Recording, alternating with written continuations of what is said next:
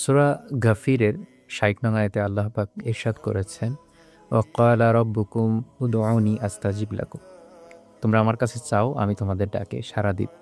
খেয়াল করলে দেখবেন এখানে আল্লাহ তাআলা আমাদেরকে তার কাছে চাওয়ার নির্দেশ দিচ্ছেন, সাথে সাথে এটাও প্রতিশ্রুতি দিচ্ছেন যে তোমরা চাও, আমি এটার উত্তর দিব। আপনারা যদি একটু সুলাইমান আলাইহিস সালামের ইতিহাসের দিকে তাকান, দেখবেন যে তিনি আল্লাহ তাআলার কাছে খুব দুঃসাহসিক একটা দোয়া করেছিলেন। তিনি এমন কিছু চেয়েছিলেন যেটা এর আগে আর কেউ চায়নি। তিনি আল্লাহ তাআলার কাছে চেয়েছিলেন যে তুমি আমাকে এমন রাজ্য দান করো, এমন সাম্রাজ্য দান করো যেটা আমার আগে এবং আমার পরে আর কেউ পাবে না। এবং আল্লাহ তাআলা তার দোয়া কবুলও করেছিলেন। তাকে এমন রাজ্য দান করা হয়েছিল, তাকে জিনের উপর, বাতাসের উপর আল্লাহ তাআলা ক্ষমতা দান করেছিলেন।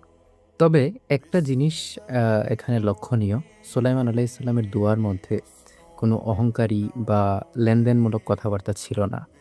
তিনার নিয়ত ছিল বিশুদ্ধ। যেন দোয়াটা এমন ছিল যে, মাওলা আমাকে এমন ক্ষমতা দান করুন যেন আমি আপনার কুদরতের নিদর্শন, আপনার ক্ষমতা দুনিয়াকে, বিশ্বকে দেখাতে পারি এবং বিশ্বের মধ্যে ন্যায় বিচার প্রতিষ্ঠা করতে পারি। এবং আল্লাহ তাআলা দিয়েছেনও। তিনার এই দোয়াকে আল্লাহ তাআলা কবুল করেছেন। এখান থেকে আমাদের জন্য এটা শিক্ষণীয় যে যা কিছু চাওয়ার আমরা আল্লাহর কাছেই চাইব। আল্লাহর কাছে চাইতে কোনো দ্বিধা নেই। আপনি সম্পদ চান, আপনি রিজিক চান, আপনি পেরেশানি থেকে মুক্তি চান, আল্লাহ তাআলার কাছে চান। এবং আল্লাহ তাআলা প্রতিশ্রুতি দিয়েছেন যে তিনি সেটার উত্তর দিবেন।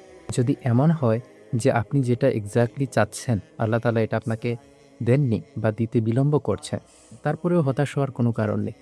কারণ আপনি যখন দোয়া করবেন, আল্লাহ তাআলা এর বিনিময়ে কিছু না কিছু আপনাকে অবশ্যই প্রদান করবে।